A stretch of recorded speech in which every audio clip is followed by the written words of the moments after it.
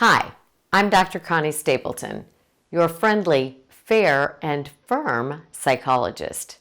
I'm going to spend the next 10 minutes talking to you about what makes weight maintenance even more difficult than weight loss.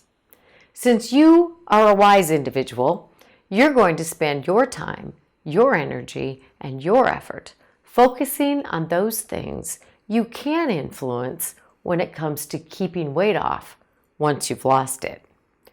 And those things over which you have the most influence when it comes to both losing weight and maintaining weight loss involve those referred to by most weight loss programs as behavior modification.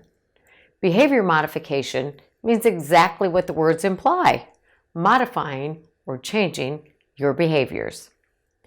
That makes perfect sense when it comes to losing and maintaining weight loss. A person clearly has to make some changes in their behaviors in order to lose weight. They then need to follow through with those behavioral changes in order to maintain the weight loss. Most people I work with who are wanting to lose weight have done exactly that many times in the past. They've lost weight before. Some have lost 50, 75, or 100 pounds. But most people struggle to keep that weight off. When I ask what they did to lose the weight in the first place, the vast majority tell me they changed what they ate and that they exercised regularly. They changed what they ate and exercised regularly are the behaviors they modified or changed in order to lose that weight. No surprise there, right? Really? So, to lose weight, the changed what they ate and exercised regularly are the behaviors they modified or changed in order to lose weight. No surprise there, really, right? To lose weight, most people have to change some of what they're eating and start to exercise or increase the amount of exercise they've been doing. When I ask people what happened that they regained the weight after losing it, the answer is almost always the same. I returned to my old habits, meaning they didn't follow through with the changes they made in what they were eating and didn't follow through with their exercising on a regular basis. So what happens that people don't follow through and let the old behaviors creep back in? People often say it's because life got in the way. This is furthered by talk of stress, time management, and not making themselves a priority. Here's the thing. Most people do well when they're in a supervised weight loss program and have additional accountability. When people are in a formal program, they check in with the program group or the program specialists, and they continue using the monitoring techniques like the food logs and the exercise journals that help them keep accountable and stay on track. So if you know that checking in with others and using monitoring devices to keep track of food intake and exercise helps to keep you on track, it would be a really good idea to keep doing those things. But Dr. Stapleton, it costs too much money to participate in that program long term. To which I say, and yet, being involved with the program kept you on track and in better health. Not to mention, the cost of the program is a whole lot less than the cost of poor health, which often involves 1 or 2 or sometimes 20 different medications, doctor visits with accompanying co-pays, and the medical equipment people need when their weight-related health problems require the use of things like CPAP machines, walkers, or prosthetic feet. The money you're spending on that program sounds like a bargain to me. Oh yeah, and it works to help you maintain a healthy weight. But Dr. Stapleton, it takes so much time to go see the dietitian, to attend the program, to complete that food log and that exercise journal. To which I say, and yet doing those things kept you on track and in better health. Think of the time it takes to get your prescriptions filled, to fill your prescription box every week, to ask for additional time off work to go see the doctor again, then wait in the waiting room at the doctor's office. Oh, wait, make that doctors, plural, because weight-related illnesses often involve a number of specialists, cardiologists, endocrinologists, pulmonologists, orthopedic doctors, and of course, your primary care doctor. Those few hours a week it takes to complete those logs, meet with your program people, and squeeze in some exercise sounds like a bargain to me. Oh yeah, and they work to help you maintain a healthy weight. But Dr. Stapleton, I have a lot of people that I'm responsible for. My family, my aging parents, and they simply must come first. To which I say, okay, but do they have to come only?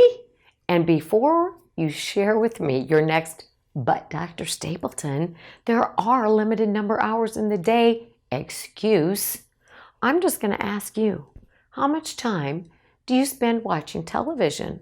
Which, by the way, you can do while you exercise. How many hours do you spend playing on social media? Or talking on the phone? Or shopping? Or? That hour a day it takes to engage in meal prep and exercise? I'm betting those people who rely on you would be happy to watch TV themselves during that hour. Oh yeah, and that exercise and meal prep, two more things that really work to help get that weight off and keep you at a healthy weight. The list of excuses is endless if someone doesn't want to put forth the effort into doing the things that work to lose the weight and to keep it off. By the way, there are a lot of free ways to keep track of your food intake and exercise, but there's only one person who can do this for you, and that's you.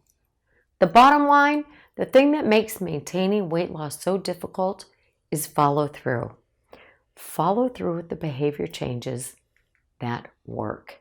What this means is that in order to maintain weight loss, people need to be willing to do what it takes.